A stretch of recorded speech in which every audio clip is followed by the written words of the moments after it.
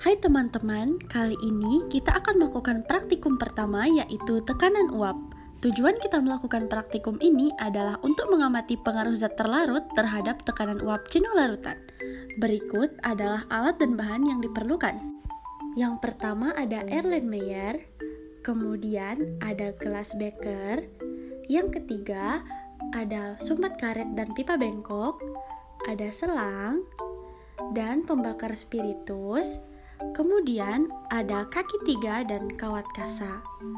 Nah, bahan-bahannya ada larutan A dan larutan B. Pertama, tuangkan larutan A ke dalam gelas ukur sebanyak 100 ml. Lalu gunakan pipet untuk menambahkan larutan A supaya tidak lebih dari 100 ml. Jika ukurannya sudah 100 ml, tuangkan larutan A ke dalam gelas beker. Selanjutnya, tuangkan larutan B ke dalam gelas ukur sebanyak 30 ml. Lalu, 30 ml larutan B dimasukkan ke dalam Erlenmeyer. Setelah itu, sumbat Erlenmeyer yang berisi larutan B dengan penyumbat karet dan pipa bengkok yang tersambung dengan selang. Kemudian, siapkan pembakar spiritus, kaki 3 dan kawat kasa. Lalu, panaskan larutan B yang berada di dalam Erlenmeyer sampai mendidih. Nah, setelah larutan B sudah mendidih, hentikan pemanasan pada Erlenmeyer yang berisi larutan B. Nah, setelah pemanasan dihentikan, perlahan-lahan larutan dalam gelas kimia akan bergerak naik melalui selang menuju Erlenmeyer. Nah, inilah yang terjadi ketika pemanasan dihentikan.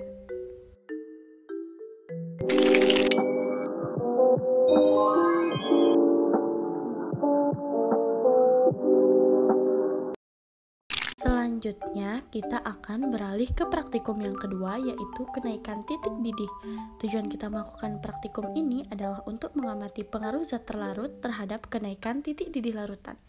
Adapun alat bahannya adalah yang pertama pembakar spiritus, kaki 3 dan kawat kasa, termometer, gelas kimia, NaCl 1 mol, glukosa 0,5 mol, NaCl 0,5 mol, dan glukosa 1 mol.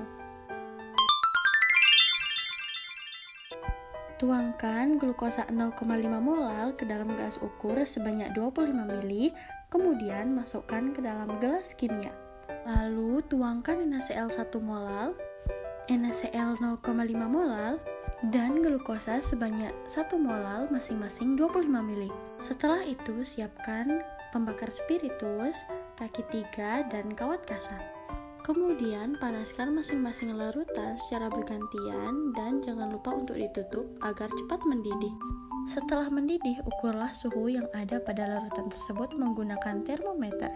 Pada larutan glukosa sebanyak 0,5 mol ini, kami mendapatkan suhu sebesar 101,6 derajat Celcius. Pada larutan NaCl 1 mol saat mendidih, kami mendapatkan suhu sebesar 102,7 derajat Celcius.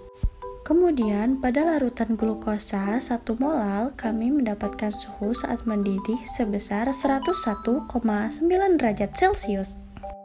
Dan pada NaCl 0,5 saat mendidih, kami mendapatkan 102,1 derajat Celcius.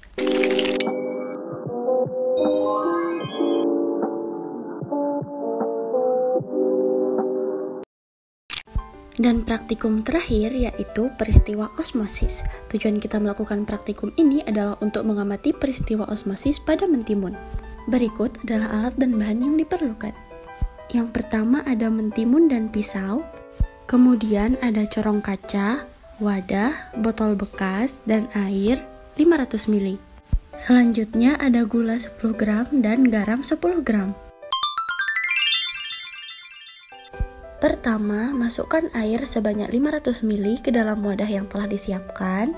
Kemudian, potonglah bagian tengah timun lalu dikerok menggunakan pisau sampai terbentuk cekungan menyerupai perahu. Lalu, timbanglah 10 gram gula dan 10 gram garam. Setelah itu, masukkan 10 gram gula ke dalam mentimun pertama yang sudah disiapkan. Kemudian, masukkan 10 gram garam ke dalam mentimun kedua. Lalu masukkan timun yang berisi gula dan garam dan timun yang tanpa isi ke dalam wadah yang telah berisi air dan diamkan selama 45 menit. A few moments later.